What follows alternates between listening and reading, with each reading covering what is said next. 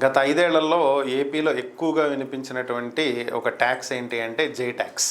So అప్పటి ప్రతిపక్ష నేతలు జగన్ సొంత ట్యాక్స్ వేస్తున్నాడు, అదే జే ట్యాక్స్ అని చెప్పుకుంటూ వచ్చారు. ఇప్పుడు టీ ట్యాక్స్ అనేది గత జనవరి నుంచి గట్టిగా వినిపిస్తుంది. ఈ టీ ట్యాక్స్ ఏంటి అంటే ట్రంప్ ట్యాక్స్. సో ఇప్పుడు ఇదే మెయిన్గా మారినటువంటి పరిస్థితి. ప్రపంచ దేశాల నుంచి అమెరికాకు దిగుమతి అయ్యేటువంటి వస్తువుల మీద 100%, 200% ట్యాక్సులు కూడా వేశాడు ఈయన.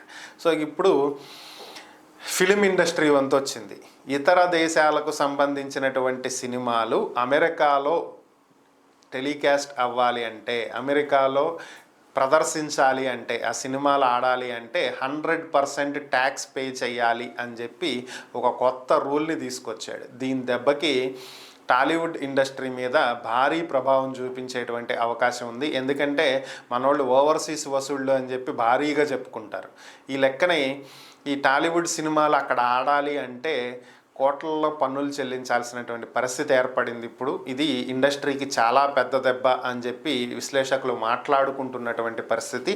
మరి ఇది ట్రంప్ వెనక్కి తగ్గుతాడా, ఫిలిం ఇండస్ట్రీని నిలబెడతాడా, లేదంటే ఇంకా దెబ్బతినేటువంటి అవకాశం ఉందా? హాలీవుడ్ సినిమాలు ఇక్కడ కూడా ఆడుతుంటాయి కదా డబ్ చేసి, ఆడక్కడ ఏం మాట్లాడతాడో తెలియదు కానీ తెలుగు డబ్బింగ్ మాత్రం వెరైటీగా ఉంటుంది. సో అలాగే ఇప్పుడు వాటి మీద మనోళ్ళు కూడా ట్యాక్స్లు వేస్తే హాలీవుడ్ కుదేలు అయ్యేటువంటి పరిస్థితి ఉంటుంది. సో ఓవరాల్గా ఇది ఏదేమైనా సరే ఈ చర్యలు, ఇలాంటి చర్యలు అనేవి, ఏకపక్ష నిర్ణయాలు అనేటువంటివి సరైంది కాదు.